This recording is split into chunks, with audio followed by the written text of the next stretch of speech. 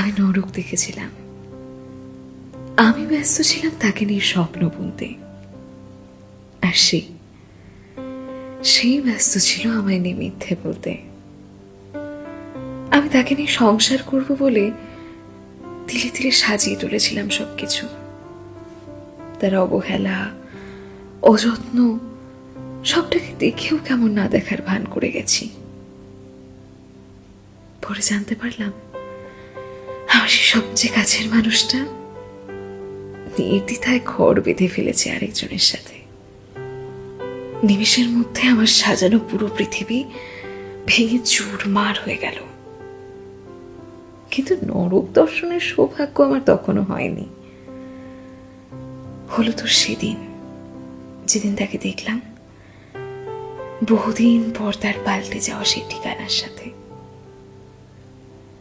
হাজার খুঁজেও সেখানে ভালোবাসা ছাড়া না আমি কিচ্ছু পেলাম না। বুঝলাম তার সমস্ত অযত্ন আর অবহেলাটুকু শুধুমাত্র আমার জন্যই ছিল। হ্যাঁ, সেই দিনই আমি প্রথম নরক দেখেছিলাম।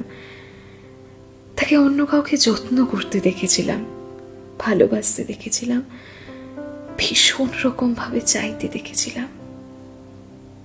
আমাকে সম্পূর্ণভাবে ভুলে গিয়ে তাকে আঁকড়ে ধরে বাঁচতে দেখেছিলাম। আর আমি সেদিনই প্রথম নরক দেখেছিলাম, অনুভব করেছিলাম নরকের আগুন কিভাবে সর্বস্ব জ্বালিয়ে পুড়িয়ে আমাকে ছারখার করে দিয়েছে।